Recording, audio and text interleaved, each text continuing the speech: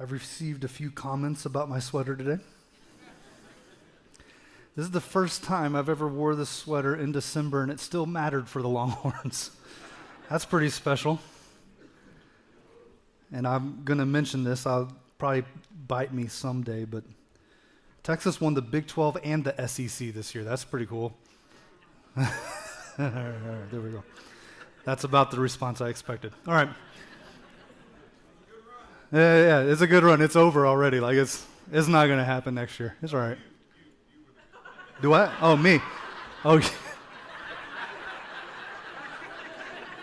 an elder just decided I got fired right here. You saw it. That's all right. I get it. All right, this morning we're going to start with the blind scripture reading. Okay, what that means is I'm going to put a verse up here in just a moment. You're going to see it. I'm not going to tell you where it's from, which book of the Bible. I'm not going to tell you which chapter, anything like that. I want you to look at these verses, and I want you to think through where you think this might be. Okay, what story from the Bible, what part of the narrative do you think these words are coming from? And then it's kind of left open-ended. I want you to think through what happens next. Okay, in your mind, I want you to try to see if you can come up with what happens next. All right. Here's the verse. It says, Jesus knew that the Father had put all things under his power, that he had come from God and was returning to God.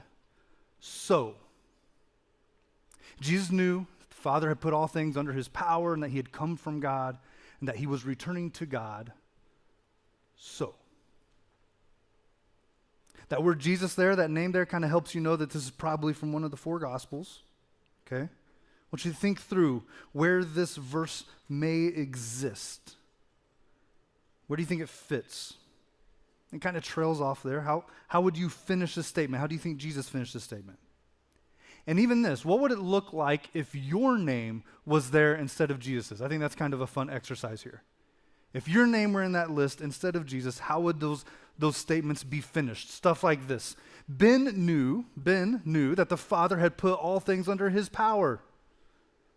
So Ben started a movement that held all politicians accountable to the laws that they created. Yeah? That match you? Is that something you might be interested in? Okay, maybe play out. What if it was the second part of that phrase? It says Ben knew that he had come from God, so Ben looked into the future to be able to invest better. That'd be valuable, all right? How could I use this to my benefit? Ben knew that he was returning to God, so Ben blessed those who would come after him and made Oklahoma disappear. Those are the kinds of things I would offer if I were the Son of God, right? Maybe you wouldn't have Oklahoma. Maybe it'd be Tennessee. Maybe it'd be Texas. I don't know. If your name were in there, what would you do? How would it be different? Jesus knew that the Father had put all things under his power and that he had come from God and was returning to God. So Jesus defeated the devil in an immediate and flashy confrontation. That would make sense, right? But that's not in the Bible. So Jesus overthrew the religious leaders in the temple and established a time of true worship to his Father. That sounds like something he would do. But that's not there. Before I reveal to you where this verse comes from, I want you to remember something from your past. Most likely all of this, or all of us in this room, this will apply to. This is the last sermon of a marriage series, which means that we're going to talk about marriage at some point this morning. And if you are married, I want you to think back to that time in your life when you were getting married, okay? You had the wedding showers, maybe it was the day of your wedding, and people brought you gifts, okay? Do you remember sitting down with your spouse or soon-to-be spouse and opening all the things that you received for your wedding, right? And do you remember what those things were? Can you remember any of the gifts that you received when you were getting married? I've been married almost 20 years now. I don't remember many of my gifts, all right? It's been a while. I don't know that we even kept most of them. Most of the time you just return them and get cash, right? Like that's kind of what you're supposed to do. I don't remember most of them. There's a few I remember. My wife has a couple, her parents, they were doing ministry at a small church up in northeast Missouri when I married her. And the church loved her parents so much that they wanted to throw us a shower, which was very, very kind, but also kind of weird. because it meant that I was sitting in a room with a bunch of women and my soon-to-be wife, and they were giving me gifts, and I didn't know who they were, and it was just kind of strange and awkward. Very generous, very nice, just awkward, okay? And as we went through the gifts, we got maybe like 10, 15 things. I don't know. It wasn't a whole lot. There wasn't a huge crowd, okay? But it was very kind. I don't want to sound like I'm not grateful, okay? It was nice. I don't remember what they got me, okay? I do remember something, okay? I remember that day we opened 3 different crock pots, okay? That stuck with me. And I remember like thinking, these little gray-haired ladies up in Northeast Missouri don't know how to cook. They just have to give out crock pots. That's all they got. And maybe that's not it. Maybe it was they were assuming me and my wife didn't know how to cook, and so they were trying to help us out with the crock pot, right? I don't remember a lot of the gifts. I remember the crock pots. I also remember one red dish towel. A singular, one red dish towel. I got that from my youth minister, who actually did the wedding ceremony for my wife and I. He married us. And as we stood on stage, we're all looking great. Christina's obviously looking fantastic. No one hardly even knew that I was there, but I was wearing a tux, okay? And the guys looked good. The girls looked fantastic. Everything was nice. And my youth minister is standing there with a nice suit on. He looks good as well, but he has this red dish towel over his shoulder all morning long. It was very kind of strange, very weird, a little bit awkward. But by the end of the ceremony, as my wife and I are walking down the middle aisle together, now married, that towel was on my shoulder. One red dish towel. He challenged us to serve one another in our marriage. He challenged us to have a marriage that was serious about serving one another. And he taught us that day from John 13. It's a story of Jesus washing his disciples' feet. It's an incredible story, powerful story, an incredible act of service. And it's where this verse comes from that we started with this morning. Probably not what you expected. It says Jesus knew that the Father had put all things under his power and that he had come from God and that he was returning to God. So he took off his clothes. He gets up from the meal. He takes off his outer clothing and he wraps a towel around his waist. His so is very different than what my so would have been. Very different. Jesus is physically presenting himself to his disciples as a slave. That's what he's doing here. He's making these movements that we don't really get, but he wanted the disciples to look at him and not just recognize what he was getting ready to do, but to see him differently. And this act of foot washing that he's getting ready to do, he didn't have to disrobe for this. He didn't have to strip down and wrap himself in a towel. He could have washed their feet, and that would have been a powerful enough message, but he wanted them to see him as a servant. He wanted them to see him differently. And so he takes on the posture and he takes on the dress of a servant. This wasn't a lesson about nice things that we can do for one another. This was a visual communication of a different kind of leadership that Jesus models for us. And to me, it sounds a lot like Philippians chapter 2. It's that chapter. It's a powerful, powerful chapter that's telling us more about who Jesus is. And there's this phrase in it that's just really powerful. It says that the one who is in very nature God, we're talking about Jesus, the one who is in very nature God, made himself nothing and took the very nature of a servant. The very nature of a servant. We see it in John 13. This is what I think Philippians 2 is referencing back to at least one of the moments in his life. And then verse 5, John chapter 13, verse 5, says that after he's disrobed, he's got this towel around his waist, he poured water into a basin and he began to wash his disciples' feet, drying them with the towel that was wrapped around him. That was the last night of Jesus' life. Within 24 hours, Jesus will be dead. This was his last meal. And as the meal is being served, no one else had done this basic, necessary job for the men who are around the table. And I know it's a little bit strange for us. We have a hard time connecting with this idea of washing feet. It's not something that we typically do. You don't ask your kids if they washed their feet before supper, right? But there would have been an uneasiness at the table. The feet hadn't been washed, and they're reclining around the table, which is kind of like this laying posture type of a thing. The feet on the bodies of the men would have been much closer to the faces of men than anything that we would be comfortable with. And everyone in the room knew that this was an issue that hadn't been dealt with. And it's likely that the disciples had been silent because they didn't want to accidentally get volunteered. You don't want to bring this up to Jesus, asking why no one's washed feet, because that sounds like the perfect opportunity for you to start washing feet, doesn't it? Nobody wanted to do that. They didn't want to be pointed out as becoming the lowest of the disciples. I think every single man at that table would have thought that they were above this task. It was reserved for a house slave. A house slave.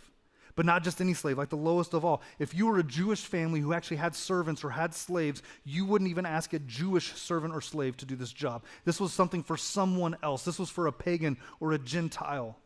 And if you didn't have that kind of a servant in your home, if you didn't have that kind of a slave, then it was reserved for women or children. It was their job. And we're looking at a table of 13 men. Every single one of them is overqualified for this job. And despite that, I think that every single one of the disciples would have been okay with the idea of washing Jesus' feet, because he deserved it. He was above them. He was their rabbi. But none of them volunteer. None of them have any interest in doing this job, because it would have probably led to them having to wash everybody else's feet, and that would have been unacceptable. Peers don't wash each other's feet. The disciples are refusing to wash the feet of one another. And I'll be honest with you, I actually get this. This will make sense to me. I don't want to wash feet. Not interested. Sometimes churches will do these foot washing ceremonies. I'm not going to do that today. Couldn't be less interested. I'm not even going to tell you to do it. I hate this. In fact, I'm more comfortable with what happens next. Just a few hours later, after they're in this room where they're sharing this meal and feet are getting washed, just a few hours later, Jesus gets arrested in the garden. And do you remember what Peter does? Peter takes a sword and he actually goes into combat mode. I think he misses, but he catches the ear of one of the soldiers trying to arrest Jesus. Peter was more willing to die defending Jesus than he was to wash the feet of the men that he'd lived with for 3 years. And I don't even mean that disrespectfully. I get that. I feel that. I'd rather be the brave and courageous one than the one who's washing feet. I want you to understand the complexity of this moment. It's hard for us to find any sort of modern day equivalent. There isn't the same thing that we can compare this to. I mean, you might want to compare it to like changing a diaper. But there's 12 sets of diapers in the room that you'd have to change that are attached to the feet of men. It's weird. It doesn't really work. Okay? There's like a level of disgust here. There's an offensiveness to this job. Washing feet was so important in this culture because they walked around barefoot or in sandals. They had these feet that would get covered in dirt and mud, caking to their sweaty feet. And then you're trying to eat and that foot's way too close to your face. It's disgusting. The roads they walked were also walked by donkeys pulling carts or goats and sheep and who knows what else. There's probably dung on these feet. And if the act of Jesus washing this feet isn't offensive enough, if it's not offensive enough to imagine him on his knees, disrobed, washing the feet of these men who were below him, Verse 2 in John chapter 13, which we started in verse 3 with this mystery verse, verse 2, just before you get into this passage, verse 2 tells us that Judas was there. And he tells us that the devil had already got a hold of Judas to betray Jesus. Judas is at the table. He's eating Jesus' last meal with him. The one who would betray, the one who would create all of this conflict for Jesus is sitting there at the table, eating this last meal with clean feet. Jesus gets up, he disrobes, he washes the feet of the man who is hours away from betraying him. Do you think that as Jesus is washing his feet, do you think that maybe like he pulled some toes? You think he like pinched or like tried to pop that knuckle just to see if he could get him in pain? You think there's any likelihood that Jesus, as he's washing Jesus' feet, tried to tweak his ankle or something just to let Judas know that he knew what was going on? Probably not. But don't get hung up on Judas. None of the other disciples deserve to have their feet washed either. Every single one of them is going to abandon him over the next few hours. And John tells us that Jesus knew that he had the power. He knew he was from God. He knew he was returning to God, so he washed feet. He served them anyways. It doesn't make sense to me. That word "so" makes no sense to me. I get hung up on it. It should say "but." It should say that Jesus knew all this stuff was going in his favor. He knew who he was. He knew what he's about. He knew he had the power. He knew where he was going, but he still chose to serve. But it doesn't say that. It says "so." There's something about a motivation here, right? Somehow, Jesus, knowing who he was, motivated him to wash feet. What's the emphasis of this verse 3? Is it that first part? Is it that part where it says that Jesus knows that the Father had put all things under his power? Is that what motivates him? I think there's something true about a position of power giving power to serve. If you're serving because you're a servant, that's not all that impressive. But if you're a CEO who chooses to serve, that's kind of a big deal. Is that what this is? That serving isn't impressive unless you have something to lose or something to give up? Maybe it's that second part. The part where it says that he had come from God. Maybe Jesus understood that piece, and that's what motivated him. It kind of takes us back to that Philippians 2 passage I mentioned earlier. And if you're not familiar with it, go and read it sometime this week. It's maybe my favorite chapter in the entire Bible. It tells us that Jesus, as God, and because he is God, became nothing. That he took the very nature of a servant when he became a man. That was when he started serving. Because that's who God is. That's what God does. Jesus doesn't become a servant late in life on the last night of his life as he chooses to wash feet. He became a servant when he showed up in the manger, when he lessened himself. His arrival into the world was an act of humility. It was an act of making himself less than what he was. And every act of his life that followed was an act of humility. Is that what motivates him, that second part? Or maybe it's that third part. It says that he was returning to God. Jesus knew that he was returning to God. Is it that Jesus was motivated because he knew he was getting ready to stand before his Father? Is Jesus taking advantage of his last moments to leave a lasting impression of the nature of his ministry? And I wonder if I would be more willing to serve if I knew that I was on the verge of returning to God. Probably so. I hope that you can see how incredible this moment in history is. That when Jesus washes the feet of his disciples, it was a life-changing event. It absolutely rocked their world. And so he washes their feet. And there's some interesting dialogue that happens back and forth. I'd encourage you to go back and read the full John chapter 13 and see the full story. We don't have time today. But in verse 14 and 15, at the end of the whole story, Jesus says this to them. He says, "Now that I, your Lord and teacher, have washed your feet, you also should wash one another's feet. I've set you an example that you should do as I have done for you." The leader, the teacher, the Lord, the Savior, our God left the table to do the lowest job possible.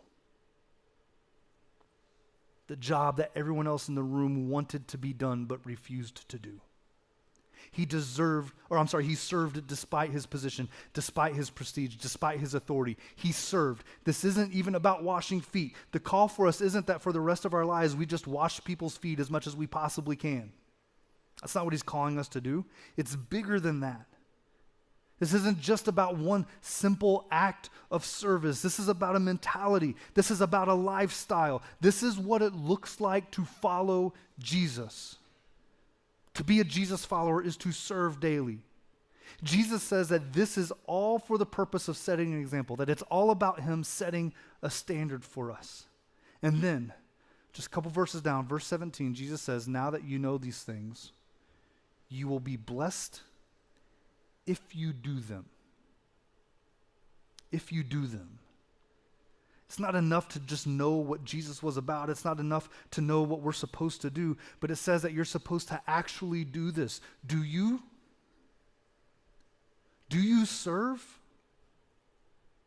Jesus says that you're supposed to actually follow through, that this isn't about getting something into your head. This is about actually becoming something. Are you becoming a servant?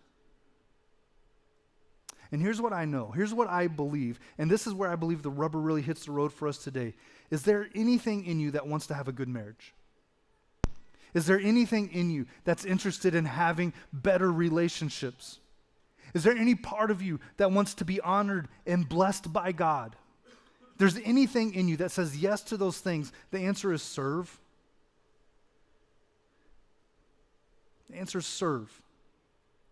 If you want to have a better marriage, serve. If you want to have better relationships with people around you, serve. If you want to be honored and blessed by God, serve. And the best gymnasium, the best place where you can get good at serving, the best place where you can work on that character development is in a marriage. Because it's going to test it and it's going to challenge it in ways that nothing else in the world can. Marriage calls us to become servants of each other's welfare. Isn't that an awful statement?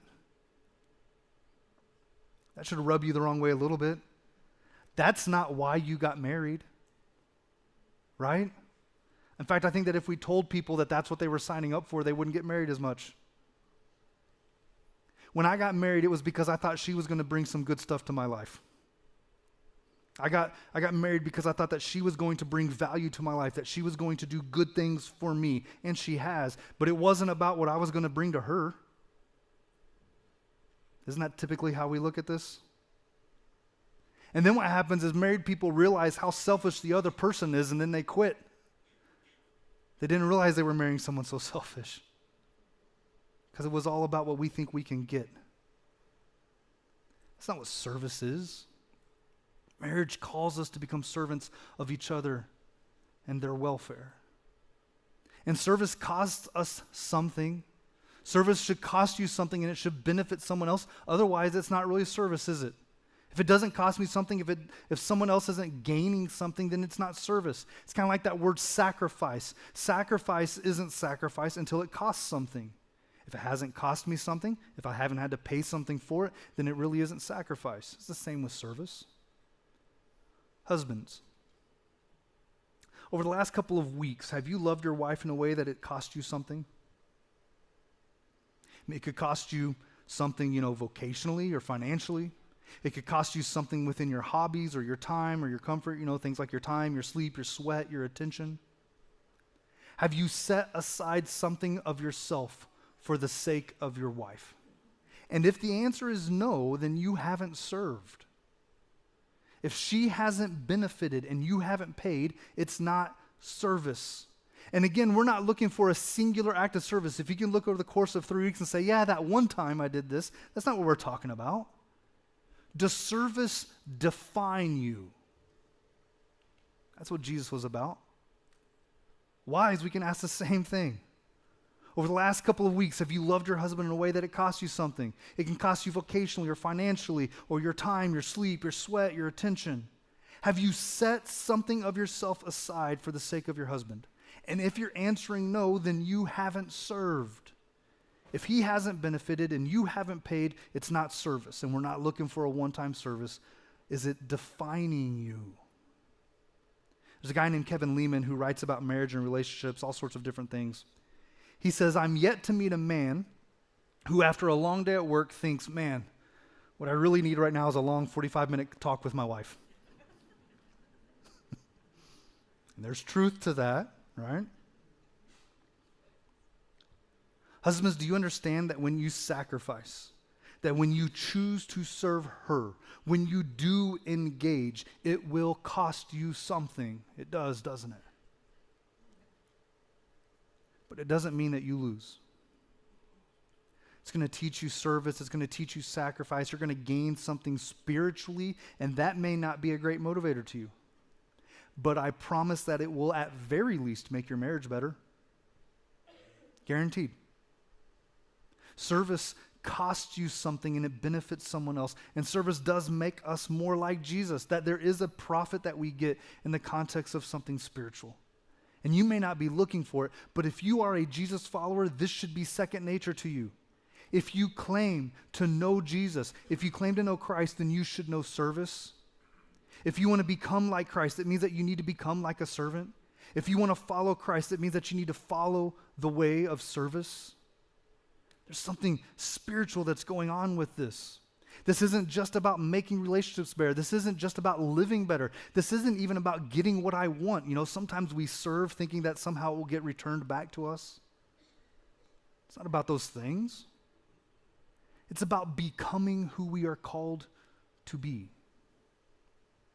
My wife, Christina, quite faithfully serves me, even when I'm in a bad mood, even if I don't show her appreciation.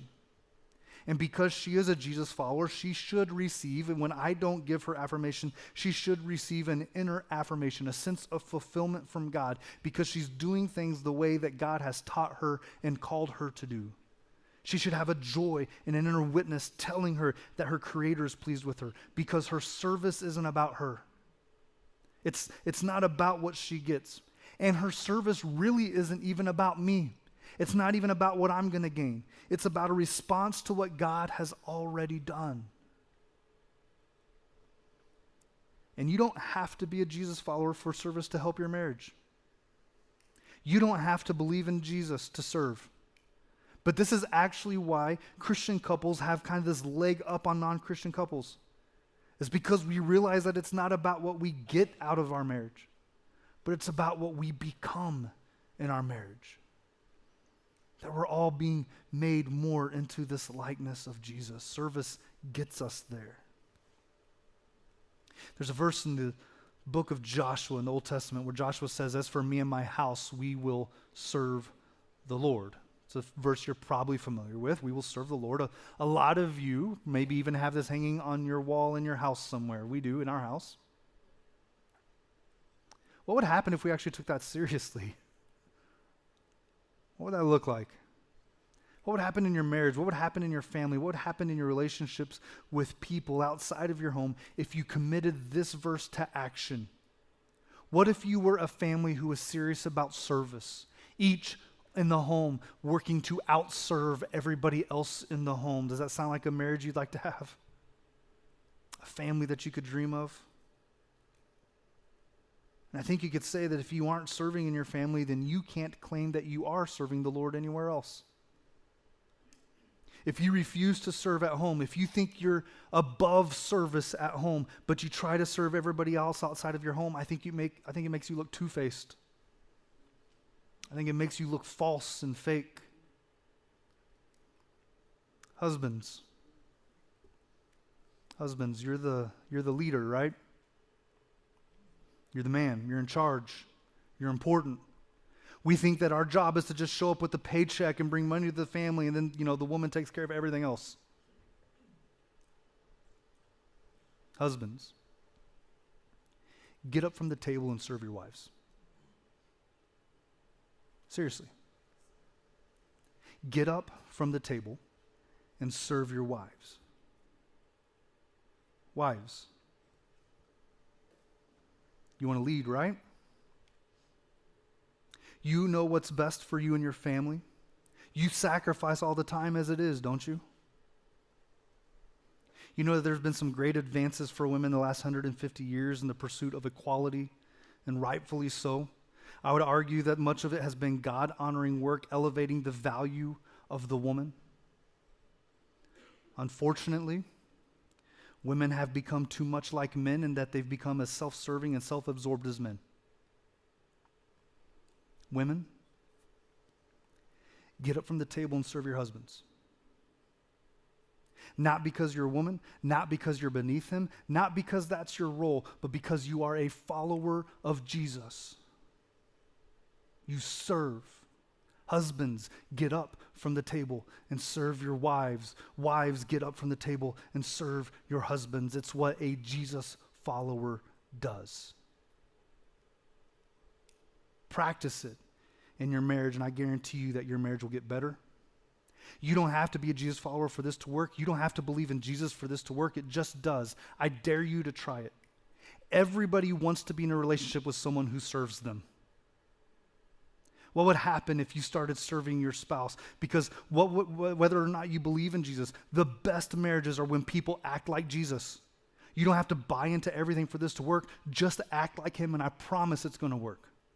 Service isn't just about becoming more like Jesus, that somehow we can get into heaven as if I can pay some sort of a penance and just kind of earn my way there. This isn't about that. This is actually the best way to live. It's counterintuitive. It doesn't make sense to us, but Jesus cracked the code for us. It's not what we expect, but he showed us that lives of service are more fulfilling. When you want to be married to someone who acts like Jesus, wouldn't you like to be married to someone who constantly puts others first? Wouldn't that be an incredible gift for you? And wouldn't that be an incredible gift for you to give to your spouse? This whole marriage series, we've talked about love and respect, perseverance, forgiveness, service. You know that these aren't character traits that are reserved for marriage, right? I know that some of you have had kind of a hard time with this series because it's been so much about marriage and that's not your context and you've struggled with where this applies. Like, do you understand that these are characteristics that don't exist only in marriage? That this is what it looks like to be a Jesus follower. Jesus followers love, and Jesus followers respect. Jesus followers persevere. Jesus followers forgive. Jesus followers serve, because those are things that he did. So we do it too. Because he is our Savior, he is also our Lord, and so we follow his lead. During this marriage series, we haven't done a whole lot by way of invitation, but I'll offer that to you this morning. I recognize that in the course of this series, maybe there's been some things that have challenged you in a personal way, ways in which you think you could or need some growth. I know that maybe this has challenged your marriages.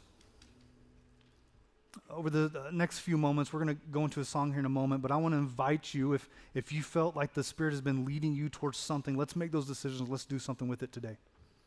If you need prayer, we've got an elder who's back in the corner of the room where I'm pointing now. There's a big sign over the door that says prayer. There's an elder in there praying for you right now who would love to pray with you if you would join him right now. Doc and I are up front in this area if you want to come up and have prayer for your marriages. If the prayer needs to lead to more, maybe to conversations, let's get started on those things. And maybe this has just caused you to reconsider what it is that Jesus has called you to in your life. Maybe it's time for you to get serious about following Jesus. If that's the conversation you want to have, that's my favorite. So come up, let's have that conversation as well. Don't let the Spirit and how it's leading you drift away. Why don't you stand?